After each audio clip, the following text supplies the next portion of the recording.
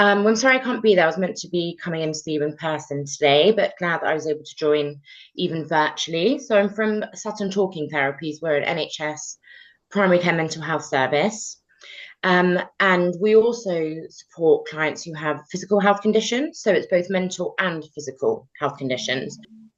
So what I'm going to go through today is I want to talk a little bit about Sutton Talking Therapies, and then also talk through a couple of kind of simple ways that in terms of from a therapeutic approach, how we might help, how you could maybe support those people that you care for, whether they have a physical or a mental health condition. So I'm a cognitive behavioral therapist, so support individuals who have a range of anxiety disorders and depression. But I'm also the long-term conditions lead. So we work with a lot of individuals who have chronic health conditions. So it might be fibromyalgia, individuals with a cancer diagnosis, individuals with COPD. And I want to talk a little bit today about how important it is to take into account our mental health or an individual's mental health when we're focusing on their physical health. The way that we're seeing people in healthcare now is always needing to take into account, okay, this person has a physical health condition, but what impact does it have on them psychologically? And if their psychological health improved, could that impact their physical health? Obviously, being a carer means you provide help and support to someone who cannot cope without your help. And whilst I'm sure it's a very rewarding task, I'm sure that it can also be very demanding, both physically and emotionally. As the nature of caring, as you're always having to focus on, put that other individual first. So I wanted to just go through a couple of techniques that might help to, in certain situations, ease that burden. If you also have a couple of tools up your sleeve around supporting people with mental and physical health conditions. So for anyone that you're caring for, I would say to always focus on health in terms of this biopsychosocial model. So in the past, we used to see mental health or physical health as like a biological issue. So it's to do with the brain, neurotransmitters, an injury, something going wrong in the body. However, if we're actually going to really support these people, we need to take into account the biopsychosocial model. So this shows that mental and physical health are best understood by looking at not only the biological factors, but also the psychological and the social factors.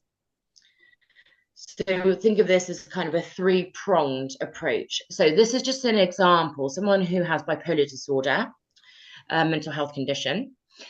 In terms of their biology, genetics and their brain structure play a role in their diagnosis, but also psychological aspects like how able they are to manage their emotions and regulate them, and their coping methods also impact. And then social factors like their support network and family dynamics. So when we're looking at someone, don't just focus on the biology side, but also focus on what about the psychology? Do they have the right coping methods? Is their stress managed? Are they able to kind of regulate and manage their emotions? And then also the social side. And the social side is around, do they have support network?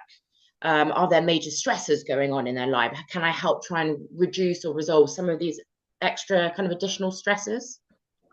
And this is the same for chronic physical health conditions. We're not only focusing on the biology, we're also focusing on psychological elements like the person's beliefs, their stress levels, and social influences. So we want to take kind of this holistic view.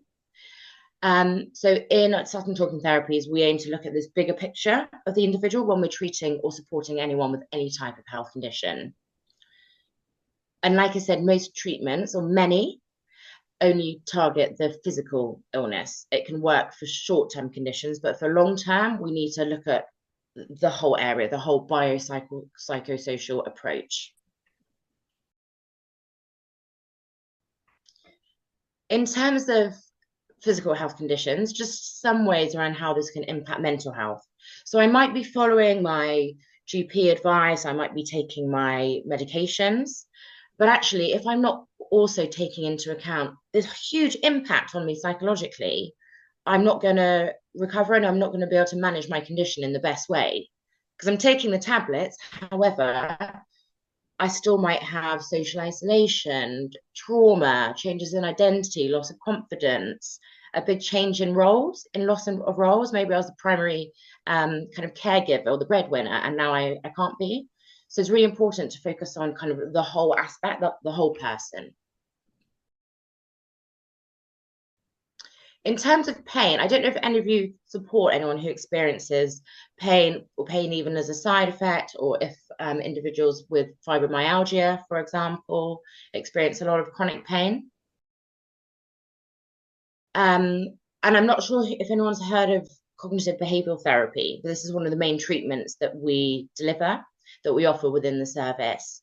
So within CBT, the way we might look at pain is an individual might have the physical pain, let's say in their back. They're really, really struggling. They can't pick up things, they can't do certain things because of this pain. That can influence their thinking. So their thoughts might be quite catastrophic. I'm never going to be able to rest. I'm never going to be able to sleep properly. How am I going to get through life? They might have thoughts such as, I shouldn't do any exercise. I should avoid all activity because that will make my pain worse. Then look, how might that impact their mood or their feelings? Those types of thoughts are most likely for any of us going to make us feel really quite panicked, quite worried, quite fed up. And then as a result of feeling panicked, worried, and fed up, this leads to certain behaviors. So the individual might avoid all activity to try and stop my pain. I'm going to not do anything. I'm going to stop going for walks, stop doing exercise to try and stop my pain. However, if we're avoiding all activity and I'm not going out or doing anything, what impact's that going to have? It's going to make me feel more lethargic, more tired. I might feel more kind of hopeless. And the cycle continues. So this is just showing in terms of this cycle that the way I'm thinking about a situation impacts how I feel. And then if I'm feeling fed up and depressed, it's going to impact what I do. Any of us, we're going to want to withdraw, or I can't be bothered, or I'm not able to do that, or I feel like giving up. And when I have those types of feelings and behaviors, that reinforces my thoughts. In terms of what we're trying to do and what you're able to do, an individual has the primary suffering. So this example here is they might have pain, the pain sensation. We can't solve the pain sensation. What you can do is you can support with that secondary suffering. So that's we've got pain, and then there's the suffering that we add to it, the worry, the frustration, the hopeless thoughts. So what you can do is try to work on turning down the volume on kind of that secondary suffering. The worse that secondary suffering gets, then that can have an impact on that primary suffering. Because if I'm feeling fed up and anxious and I'm not going out of the house or doing much, I'm going to be focusing a lot more on my pain. And we know that with chronic pain, the more we focus on it, the bigger the pain is, the kind of sensation increases, the more we're hyper focused on that pain.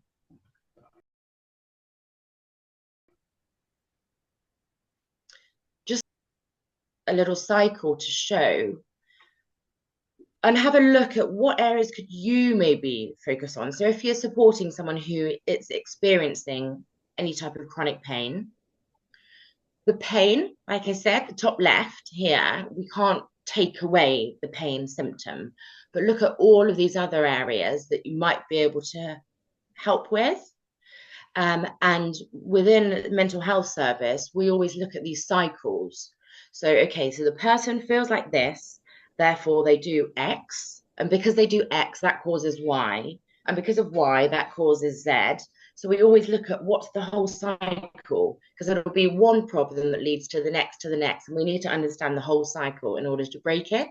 So we can see here, this is an individual who has chronic pain. Therefore, which most of us would do, if I was experiencing significant chronic pain, I probably want to rest more and do less. And that's okay to an extent. And I'll talk to you in a little bit about working out when should I rest, when should I push myself. But if I do it too much, I'm going to lose my fitness, and I'm going to have weaker muscles and joints. And what we know is the weaker our muscles become, the more pain we experience. We need to strengthen our muscles. So this person here, they do less, therefore they lose fitness, which leads to more pain and more tiredness. I don't know if anyone's noticed it, but if you have days, or maybe, if you have a flu and you're not kind of doing much or moving around much, we can feel quite lethargic. Whereas days that maybe we're a little bit more active, we can feel a little bit more energized. So this person here, they feel more tired, less energy, therefore they think more about the symptoms. They sleep more, they become less fit. That leads to feeling low and helpless, which then leads to catastrophizing. And we can see that the cycle continues. So just have a look and think, if you were supporting this individual, what could you maybe do something about? Where could you jump in terms of this cycle and maybe support them? What we want to do to break the cycle, we just need to cut kind of one link. So just have a think about what are things that I might be able to, I either have a little bit of control over, or that I might be able to support with to try and stop this constant cycle. So the three systems theory is really key, again, when we're focusing on chronic pain. So supporting anyone experiencing any type of pain. And, the way we see pain now, it's not always due to an actual illness or injury. So in terms of chronic pain, often people can experience it where there's actually no illness, there's no injury at that site, but they're still experiencing that pain. And we can often see it as being quite psychological. So it can be linked to past traumas or past beliefs. So this theory is really helpful to keep in mind. All of us, we have these three different drives, these three different systems. I'll read it out because I know they're probably a little bit small. So the blue one is our drive system. So this is a good one. This motivates us towards resources.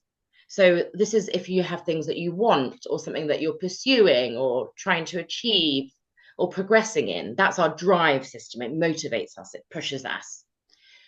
We've also got our threat system. We all have this.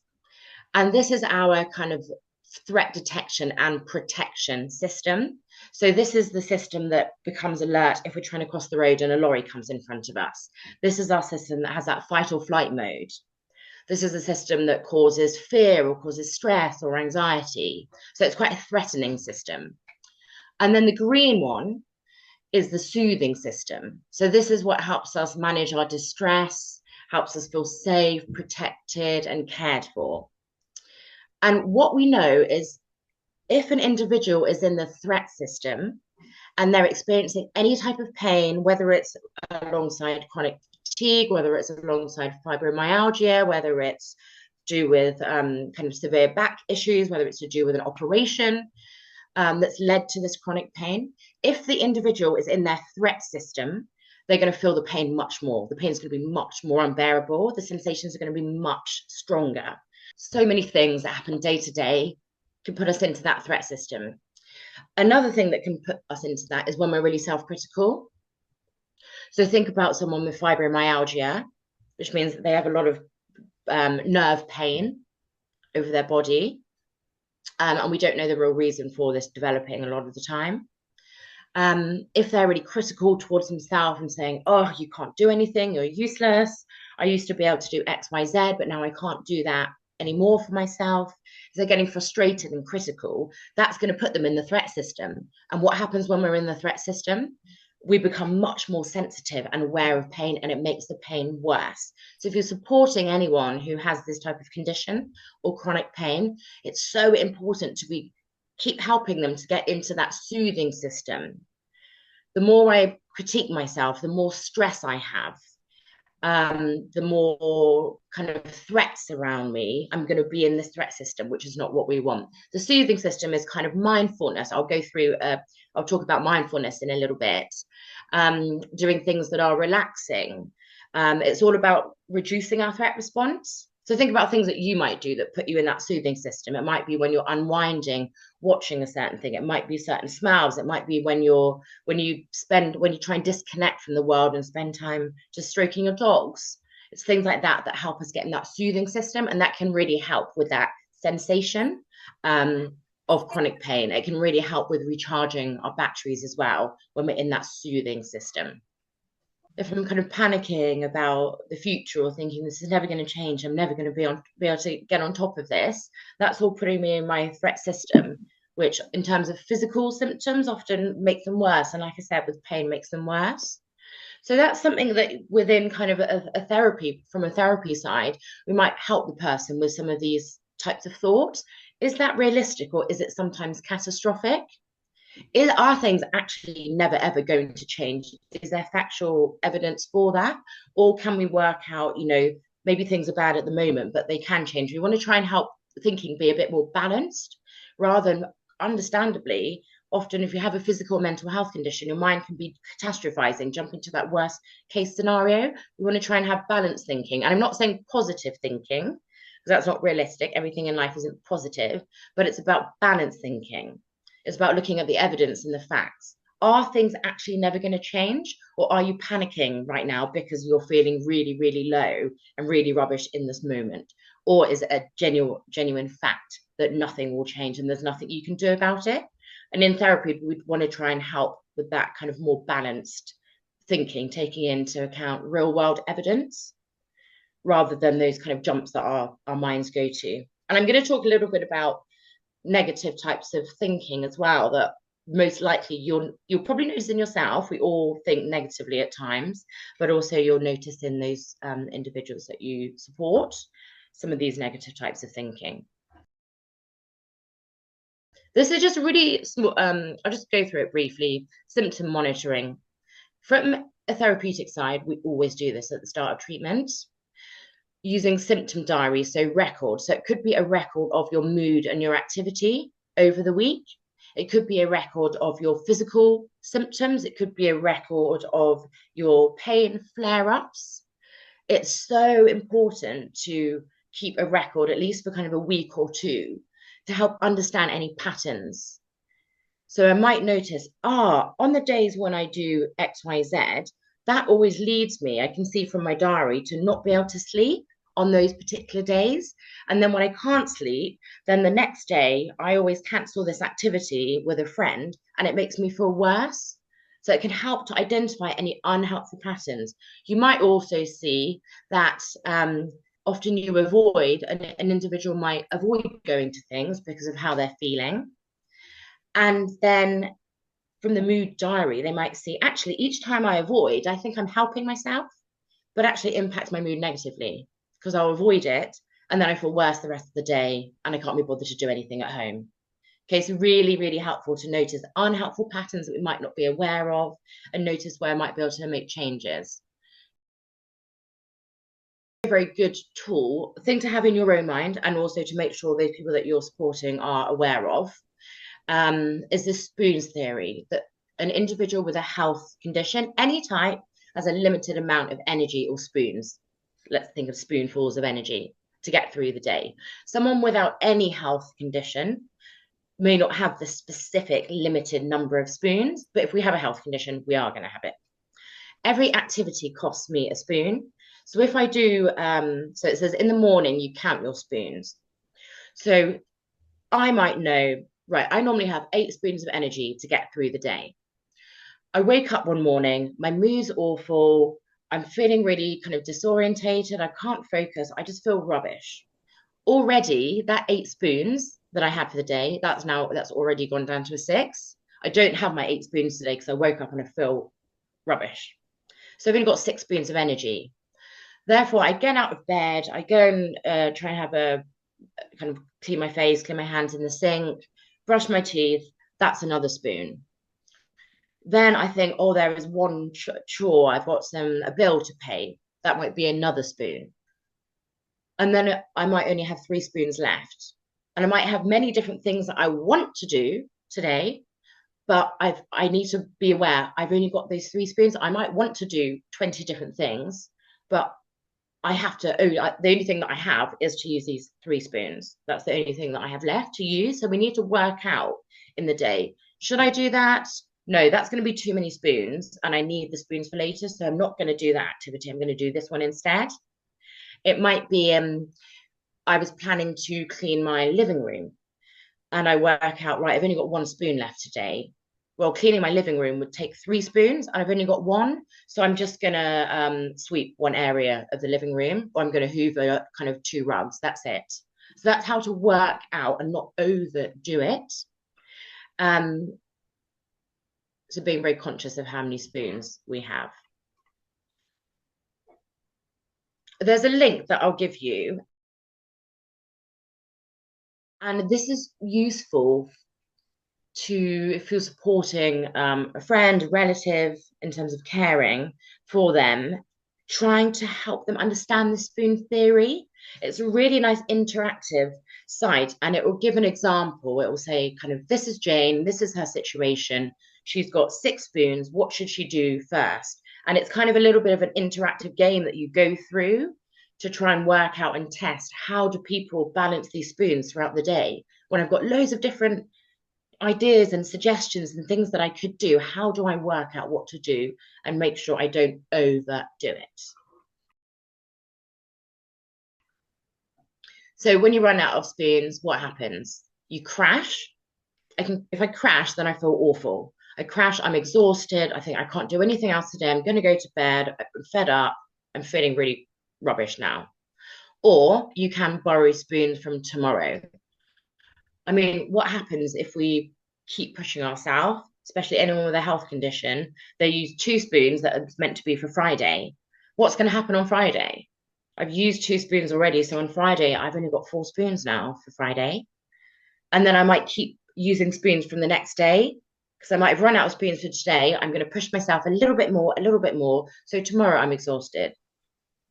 And then the next day and the next day. And the more we overdo it and overdo it and overdo it, that then has a negative impact on our symptoms. So if we run out of spoons and we keep going, an individual keeps going, it leads to this kind of boom and bust cycle that I'll talk about as well. So managing spoons, sometimes you can recharge 1 or 2 spoons. So I might have a nap for half an hour in the day, and that might give me half a spoon back. I was going to go for a walk, but instead I go for a drive. Okay, that's giving me half a spoon back. But we need to be really careful about what we spend it on. So, for example, it could be going to bed a little bit earlier to recharge one of the spoons, setting my alarm for a bit later. If we do this correctly, and then it's more balanced every day, that can really help in terms of our longer term symptoms. And it would help the individual feel more in control of their life than if sometimes they overdo it and then you're exhausted the next day. I can't do anything, and then I beat myself up about it. It's not a healthy way for me to live. Whereas if I'm managing my spoons and I'm having a bit of control over every day and I'm being balanced, that's going to help me feel more in control and make me feel better about the situation. And this is the boom and bust. So with that spoons theory, this is if we push it too far. So we can see here, the individual's having a good day. They wake up, my symptoms aren't too bad. My mood is a bit better. Actually, I'm feeling quite kind of cognitively focused today. Right, I'm going to do everything. I've got loads of things. I haven't seen my friends for a while. I haven't done the housework. I haven't kind of showered for a while, so I'm going to do everything today because I'm feeling good. What happens if they overdo it and they use too many spoons that they don't have? The next day it's a dip. I wake up and I'm absolutely exhausted. I feel awful. I can't do anything. I'm in pain, or my mood's really low. I'm really fatigued. So I don't do anything, and I cancel plans and I can't do anything. And then what happens? Then over the next couple of days, my mood and my energy improves because I'm not doing anything. And once I feel a bit better, I think, I've left so many things. There's so many things I need to catch up on, kind of do too much.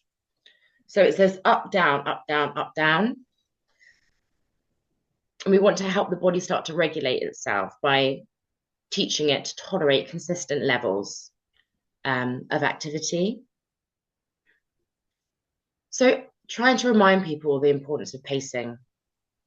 And actually, if I pace and I start to have really regular activity kind of levels each day, and I know when to stop, just like if you're driving, we don't wait till the petrol tank is totally empty. We need to just be aware of it. Oh, petrol's reducing. So maybe I was going to drive to, I don't know, into central London later, but no, I'm not going to be able to get there. I need to go and get petrol first, or I need to, I can't keep driving. We don't wait till it's totally empty. It starts to become empty. And as it's emptier, then we might fill it up. And we need to kind of try and see using our own energy in the same way, and actually taking control of my energy levels and my pain is going to help me feel much better about it, more hopeful. So focus on bringing up that kind of the spoon analogy, and then also this boom and bust. I don't want too much. Even if I'm feeling great, don't push it, because we know what's going to happen. Then you'll have a bust where you feel like you can't do anything, and then you feel fed up, and then nothing gets done. And then when you feel a little bit better, we push ourselves too much. I mean, in terms of therapy and clients that we work with, what they've generally said about pacing, they can do more than they expected when they pace themselves and focus on the spoons and stopping in the day, being aware of how much energy and my energy resources for the day. They actually have more energy and they're surprised how much they can get done. So this balance really helps. How can you discuss this with the individuals that you care for? So balance is important. So encourage the individual to avoid that boom and bust cycle, doing too much on good days. If I'm feeling good and I've put in loads and loads of plans, well, can we look at these plans and see, can you try and reduce that? Is that overdoing it? I know you're feeling great, but if you overdo it, tomorrow you're going to be feeling rubbish. Helping them plan regular breaks, even if they feel well, this is really key. So I had a client I worked with had chronic fatigue syndrome and fibromyalgia. And for her, she planned many regular breaks, even if she felt okay. So if she went out into Sutton and went shopping for kind of 2 hours, she would plan it. So I'm going to go to this shop, and then there's a cafe next door. So I'm going to go to the cafe, I'll have a tea, I'll stay there for 20 minutes. And then I'm going to go to the second shop. And then I know that there's some outdoor chairs. So I'm going to go and stay there and sit on the chairs for kind of 10 minutes. She didn't feel exhausted when she was out shopping, but she knew in order to stop this boom and this bust and to pace, that she needed to work out breaks. Because otherwise, if she went to each shop, the next one, she would then end up kind of burning out and using too much energy. Then she would have gone home and had to go to bed. Sit down together in terms of prioritizing and planning. Sit down together and try and break activities into smaller steps. If you want to do the housework today, that's a really broad and big goal. What's the most important part of the house? Is it the kitchen floor? Okay, just do the kitchen floor today. Tomorrow you'll do the surfaces, or in the morning you'll do the kitchen surfaces, in the evening you'll do the kitchen floor. You're not going to do the entire house, so try and break down those goals. Encourage reflection. How did I feel after that? Did I overdo it? So just reflecting on, how did I manage my spoons today? I had a really busy day. Did I pace? Did I push myself too far? And also kind of a gentle reminder. So gentle, kind prompts in case the person's overdoing it or ignoring breaks, because sometimes they do just think, I just want to push through. But we know from evidence that that's not the most helpful thing for them. So we might say things like, should we pause for a quick rest? Or do you want to space that task out? So I think it's the gentle reminders that we really need to kind of pace, slow down and be aware of my spoons. So in terms of stress, if you think about those individuals that you care for, how many of them experience any difficulties with stress, or does stress exacerbate their current condition? So in terms of that, I guess it's about understanding how many spoons do I have kind of on a good day? Because kind of in terms of long-term management, if you're having to push yourself, and let's say you actually only have 5 spoons, but you're having to use 6 spoons each day when you're working, that's going to start to have a negative impact. I mean, are work aware of it? Are you able to say to them, actually, the best way to manage my condition is I need to just, it's not, I'm not going to do things, but I just need to pace it. I can't go the speed of everyone else because then I'll have this negative impact afterwards. I'll have this bust. Can work be on board with it? In terms of what's a rest for you? Rest doesn't need to mean kind of sitting down. For some people, it's actually going for a walk. For me, is kind of energizing and restful in terms of that pacing. Or rest can often be more about switching my mind off. So if I'm caring, um, or if I'm at work, or any type of job, can I do anything in short breaks for kind of 10-minute bursts where I'm switching my mind totally off it if it's a quite demanding job or it's quite emotionally draining? Is there anything I can do that's going to give me 5-minute mental breaks where I'm not thinking about work at all? It can be challenging with this, but I'd say in all situations to try and get work on board, you need that support from work. And it very much depends. Some jobs you have a bit more flexibility in terms of how you do your day. Other jobs, there's kind of limited flexibility. But I think it's about trying to help the employer understand kind of the need for this and even using some of these analogies about the spoons theory and that boom and bust. And actually, when we have a health condition, we do have to live life differently to someone who doesn't have a health condition. We've got a lot more to consider and take into account, and we have to make a lot more choices. Is this the right thing for me to do right now? I might want to do it, but no, this other thing's the better choice for me right now that's going to be best for my own physical and mental health today. So remember about the rest, not necessarily a physical rest, but it's more around what helps me kind of recharge and unwind for 5 minutes. Not unwind necessarily, can't really do that in 5 minutes, but recharge. And how can I stop myself from going too far kind of over? If I find that kind of petrol depleting, how can I be doing little things to top it up so it doesn't go below zero and then I can't drive my car at all? If we're thinking about that kind of petrol gauge, we all have so many demands on us every day, and energy is kind of going down, down, down, and we want to make sure it doesn't go below zero. So some people find actually talking to people throughout the day actually helps. I might have really stressful situations when I'm caring for whoever I'm supporting, but actually, if I am able to talk to a friend about it, or I have a partner that I'll offload every afternoon or every evening, we'll unwind and I'll kind of offload a little bit about some of my stresses that day, and that might help actually in terms of reducing that kind of energy load as well. So it's about what are those small things that I can do to give myself a little bit of energy or support myself so I don't go below kind of that zero. Could be things like this here in terms of stress triggers or worsens physical and mental health symptoms. So I just put an example here, OCD. I run an obsessive compulsive disorder therapy group, and people with OCD have intrusive thoughts and they engage in a lot of compulsive behaviors that are impossible not to do. So when people in the group are going through more stressful periods, the OCD is always much worse. The intrusive thoughts are stronger. The compulsions are much harder to not engage in. Stress makes the whole condition much, much worse. The same as IBS, irritable bowel syndrome. Stress can actually make those physical symptoms a lot worse. With chronic pain, if I'm under a lot of stress, it can make my chronic pain a lot worse. I'm sure we're all aware of this. We all know of kind of those negative impacts of stress. And it is it's a part of our lives, isn't it? We can't not have stress. Everyone lives busy, kind of demanding lives. But here are a couple of ideas around kind of maybe how to manage this. In terms of mindfulness, I'm sure everyone's heard of mindfulness.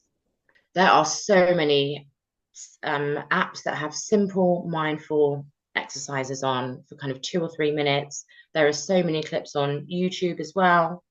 Many, many different types of mindfulness videos, audios, all kind of written scripts that you can follow. So it's just about having a look at what type of mindfulness activity do I find helpful that helps me stop, gather my thoughts for a minute and kind of unwind. So I've got this 2 minute one, which I think is quite nice. It helps give a flavor of what mindfulness is and how it can help us and how it works. And it would be nice for everyone to be able to hear it.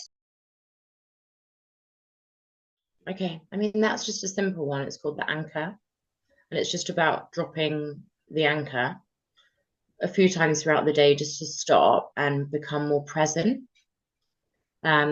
Because very often most people are kind of living and moving around on autopilot and might have lots of different thoughts and concerns and worries racing through your mind. And mindfulness helps just stop and try to refocus and be present rather than being away in our thoughts. A lot of the clients I work with who have mental health conditions find doing a mindfulness exercise first thing in the morning, they help find it to be really grounding to start their day off being present and focused rather than their mind being away with worries, self-critical thoughts, and negative beliefs. There's also breathing exercises. There are a lot of different types of breathing exercises. With managing stress and anxiety, what the type of breathing that individuals need to do is called diaphragmatic breathing. So if everyone just takes a moment now, if you breathe deeply, what I say to my clients is put one hand on your chest to make sure you're doing diaphragmatic breathing properly. Put one hand on your chest, one hand on kind of your diaphragm, kind of your upper stomach, and breathe. And think about what hand is moving. Is it my hand on my chest that's moving in and out whilst I'm breathing, or is it my hand on my diaphragm? To do proper relaxation breathing, I want my diaphragm to be moving. I don't want my chest to be moving. So what I say to clients is, okay, try and breathe deeply now. Don't let your hand on your chest move. You don't want your chest to move at all. Your hand on your stomach, you want to be kind of inflating and deflating your stomach as you breathe deeply. And a really simple breathing exercise to help calm people down and recenter is called box breathing. And think of it, it's just like it's a box. So it's breathe in for 4 with the deep breathing that I just said, hold it for 4, breathe out for 4, and hold it for 4. And sometimes when I'm working with someone who's starting to feel quite overwhelmed in the moment or quite anxious and panicked, I'll say, okay, let's stop for a second, let's do box breathing. So say 1, so breathe in, 2, 3, 4, hold, 2, 3, 4, out, 2, 3, 4, hold, 2, 3, 4. And I'll even kind of sometimes draw out the box. And that can be quite helpful with doing that deep breathing to help manage that kind of stress response. We're feeling really overwhelmed in that moment. It's not going to solve everything. It's not going to take the person's stress totally away, but it can help in those moments when feeling really quite overwhelmed, panicky, getting quite upset or distressed about something. This can be an easy tool to suggest for someone to use.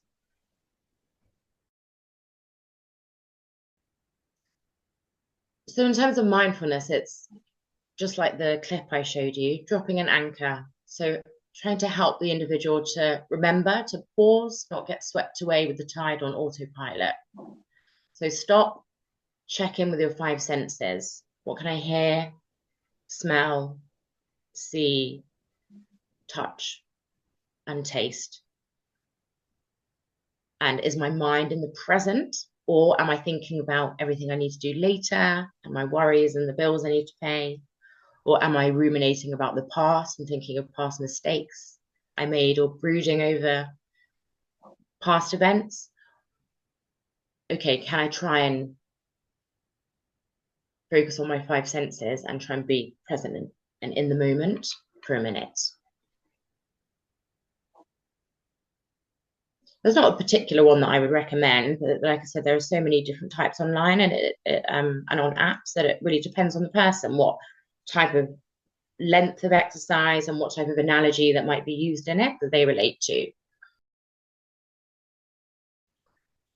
Okay, so coming up to the last couple of slides, This is really key. I'm going to go through some of these unhelpful thinking errors or unhelpful thinking habits. And if you just let me know if you recognize any of them in yourself or in those that you care for. I'll read this out. But these are common ways that we can fall into unhelpful, unbalanced ways of thinking or kind of distorted ways of thinking. So, one is catastrophizing. Yes, you can be going through a difficult situation, but someone might also be catastrophizing, thinking of the worst case scenario. Some people are catastrophizers. Their mind's always jumping to the absolute worst case scenario. So an example is this pain means that something is seriously wrong, or what if it gets worse and I can't cope? So this is around thinking the worst will happen or exaggerating the severity of a situation. Kind of nothing will ever get better. I'll never be able to change anything. Or if we don't hear from a loved one for, an hour or half a day, jumping to the conclusion that the worst has happened to them. All or nothing thinking. These are things such as if I can't do everything I'm used to, I'm a failure. It's very extreme types of thinking. So notice if those around you, if they ever fall into these types of thinking traps or thinking errors. We've got mental filtering. This is something, in terms of these thinking patterns, this is a core area that we focus on in most therapies for whatever condition, because it's so relevant and it impacts our mood so much. Mental filtering, so filter out bits of information. I did manage a short walk, but I'm still useless because I wasn't able to do a long walk. So focus only on the negatives and ignore the positives. We've got mind reading. This is where we think we know what others are thinking about us, and usually kind of something that's negative. So everyone thinks I'm lazy because I'm not able to work right now. So believing you know what others are thinking in a negative light. What we want to try and do to help that person is try and look at the actual evidence.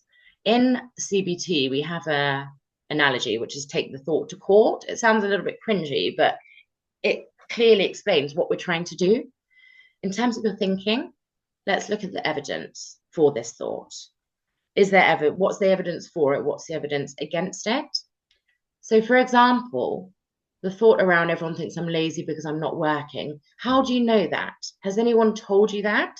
If so, how many people? Is it just one person, or is it actually everyone in your life has told you that? So we're trying to help the person not fall into this distorted thinking. One person might think you're lazy because you're not working, but everyone doesn't.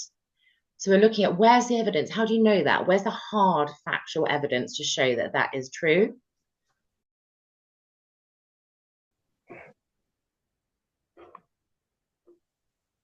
And these are some of other types of unhelpful distortions. We want to try and help people look at where is the evidence for that. Let's really take into account the evidence and work out, is this thought really true? Or are you thinking in that way right now because of how you're feeling? Should statements, this is really common, anyone with a health condition, should be able to do all of this. I should be able to do what I used to be able to do. I should be able to handle this on my own. I must not show weakness. Why should you be able to? Who says that you should be able to? Where is the rule that even though you have a health condition now, you should be able to do the same thing as other people? We've got personalization, which is always blaming ourselves for things outside of our control. So I might want to say to the individual, okay, so you think that's all your fault? Well, let's think of kind of a pie chart. Who else or what else might be responsible for this outcome? Were you 100% responsible, or were there any other factors that could have led to this?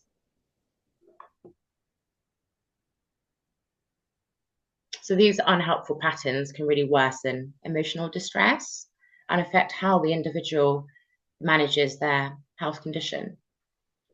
So just remember that kind of thing, take the thought to court. Is there hard evidence for this? And let's look at the evidence for or against. Just two analogies now I'm going on to that I like, I'm coming to finishing off. So the garden analogy. All of us have positive and negative beliefs about ourselves and the world around us. We can face difficulties when our life journey causes our emotional landscape to shift. Wellbeing advice and therapy can help us to be better gardeners. We can have our garden, it can change over time, it can be sunny and growing well, or it can be blown over by the wind and the snow, but we want to just try to be better gardeners so we can manage our garden when these different weather conditions arise. And here's another one. Sometimes the simplest adaptations are best. So be explicit and address the stigma when appropriate. Acknowledge the storm and the fact that it's easier to weather it with an umbrella or coat. You'll still get wet, but we all know which one is preferable. And what we offer within Sutton Talking Therapies is giving that person an umbrella, a raincoat, a hat, some gloves. So they are still probably going to get wet because it will rain, but hopefully now it's going to help us. They've got their raincoat and their umbrella and their hat and their gloves to help them in that moment, if that makes sense. That's what we're trying to kind of do and equip. So I'm just going to finish off talking a little bit about the treatments that we offer. So like I said, I'm the long-term physical health conditions lead. So my speciality is working with people who have physical and mental health. So it might be the physical condition causes a lot of anxiety. So I might be helping them with that. Or the physical condition causes depression, or it causes a lot of fatigue, and it means they can't do things that they used to be able to do. So we might want to work around this with some CBT. So we have a Living Well group. This is predominantly on low mood in the context of a health condition. So there's a bit of a focus on worry in this group, but it's mainly with low mood. We also support clients one-to-one with conditions such as COPD, heart condition, diabetes, and we might want to help with kind of acceptance of that condition, managing negative thoughts about it, managing kind of distorted thinking or extreme worrying about the condition, which can then make the condition kind of feel a lot worse. We've got a breathlessness group as well, which is for individuals with respiratory conditions, so like COPD, and it helps them to manage panic and anxiety, which is associated with COPD.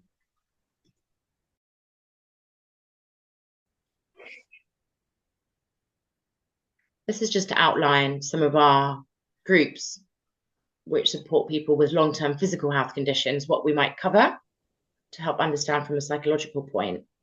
It says pacing, boom and bust, relaxation, managing worry. We might do some mindfulness, stress management, sleep hygiene, managing sleep. We also offer high intensity groups for clients with complex or more severe symptoms. So this is for clients with mental and physical health conditions. High intensity just means we have more time, we go in more depth, and it's for people with more severe symptoms. We have a mindfulness group, which is generally, again, this is for clients who have long-term health condition. And just like the mindfulness that I took you through, that little exercise, it can really help with chronic pain, people that have long COVID, fibromyalgia, respiratory conditions. So there's really a whole range that we can offer, and we offer a lot of one-to-one treatments for people with different specific health conditions to help improve the management of their condition and improve their mood in the context of it. So what's the aims of therapy for long-term health conditions? Well, we want to improve mood and reduce anxiety, improve self-management of the health condition, help patients accept and adjust to the impact of the condition. That's really important. And like I said at the start, it's so important to now focus on the mind and the body, how they're connected, not just look at the kind of biological side.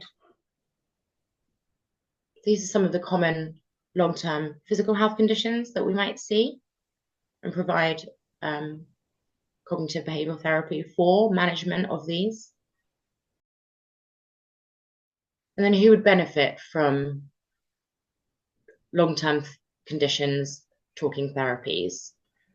Anyone with a diagnosed physical health condition, a chronic health condition, concerned about the long-term consequence of it, negative thoughts and feelings or shame maybe about it, feeling deactivated, kind of isolated, withdrawn due to managing it, or not adhering to medical treatment or medical advice. Anyone experiencing increased suicidality due to their physical health condition or their diagnosis, or anyone with kind of anxiety around death and dying. These are all problems that we would be able to focus on. Benefits of the service: improved mental well-being, better self-management. Sorry, it says diabetes, but self-management of any health condition, better adherence to physical health treatment, greater quality of life. And for this, in terms of referral to the service, is you can self-refer, you can fill in the form yourself. The GP can refer. Professional referral can be made. So if you are a carer, you can refer someone else as the carer, or a professional can refer yourself. It's a free NHS service. And we've got a lot of information on our website, which is NHS Sutton Talking Therapies. And I've just put here, I just screenshotted our website in terms of self-referral. There's a telephone number. So you can do the referral over the phone, or otherwise there's a form to complete it online and just put down kind of some of the main challenges that yourself or the individual is experiencing.